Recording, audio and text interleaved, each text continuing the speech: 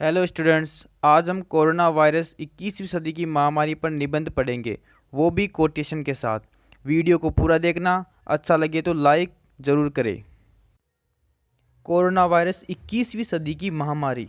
प्रस्तावना। Corona virus, जिसे आमतौर पर कोविड-19 के रूप में जाना जाता है, एक संक्रामक रोग है जो मनुष्यों में श्वसन प्रणाली में बीमारी का कारण बनता है। कोविड-19 शब्द एक संक्षिप्त शब्द है जो नोवल कोरोना वायरस रोग 2019 से लिया गया है। कोरोना वायरस ने हमारे दैनिक जीवन को प्रभावित किया है। इस महामारी ने लाखों लोगों को प्रभावित किया है जो या तो बीमार है या इस बीमारी के फैलने के कारण मारे जा रहे हैं। कोविड-19 एक नया वायरस है जो पूरी दुनिया को बुरी तरह से प्रभावित कर रहा है क्योंकि यह मुख्य रूप से व्यक्ति के संपर्क में आने से फैल रहा है। 2 गज की दूरी का रखो ध्यान, यही है कोरोना का समाधान। कोरोना वायरस के लक्षण। इस वायरल संक्रमण से सबसे आम लक्षण बुखार, सर्दी, खांसी, हड्डियों में दर्द, सांस की समस्याएं हैं। इन लक्षणों के अलावा थकान, गले में खराश, मांसपेशियों में दर्द, गंध या स्वाद की कमी जैसे लक्षण भी कोरोना वायरस के रोगियों में देखे जा सकते हैं। बुखार कोविड-19 का सबसे आम लक्षण है। बुखार अधिक या कम हो सकता है। कोविड-19 वाले अधिकांश लोगों में एक खांसी भी होती है। कोरोना से अगर बचना है तो मुंह पर मास्क पहनना है, भीड़ से दूर रहना है, ये हम सबका कहना है। कोरोना वायरस से रोकथाम। इस प्रकार व्यापक सावधानी बरतने पर जोर दिया जाता है, जैसे व्यापक स्वच्छता, नियमित रूप से सैनिटाइजर या साबुन से हाथ धोना, आमने सामने बातचीत से बचना, सामाजिक दूरी और मास्क पहनना आदि। साबुन और पानी का उपयोग करें या अल्कोहल आधारित सैनिटाइजर से हाथ रगड़ें। खांसने या छींकने पर अपनी नाक और मुंह को अपनी मुड़ी हुई कोहनी या एक टिश्यू से ढक ले। कोविड-19 से पीड़ित लोग से या खांसी या छींकने वाले किसी से भी सुरक्षित दूरी बनाए रखें। अपनी आंखें, नाक या मुंह को न छुए। कोरोना बीमारी नई महामारी है, घर पर रहना ही होशियारी है।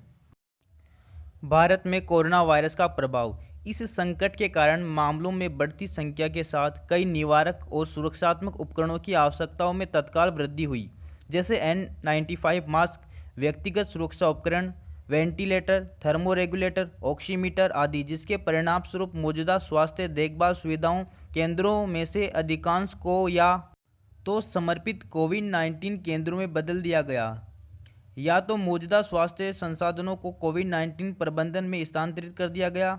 स्वास्थ्य और भलाई किसी भी राष्ट्र की प्राथमिकताएं हैं, इसलिए भारत आंशिक अनलॉकडाउन के बाद 5 चरणों में शायद सबसे सख्त लॉकडाउन से गुजरा।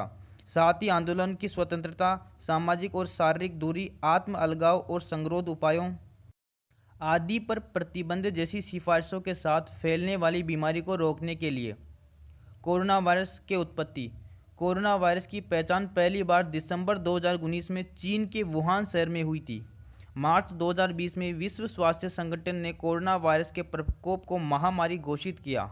कोरोना वायरस के कारण प्रधानमंत्री नरेंद्र मोदी के नेतृत्व में भारत सरकार ने 23 मार्च 2020 को 21 दिनों के लिए देशव्यापी तालाबंदी की घोषणा की। नतीजन भारत में सभी शैक्षणिक संस्थानों और लगभग हर व्यावसायिक प्रतिष्ठान को बंद करना पड़ा।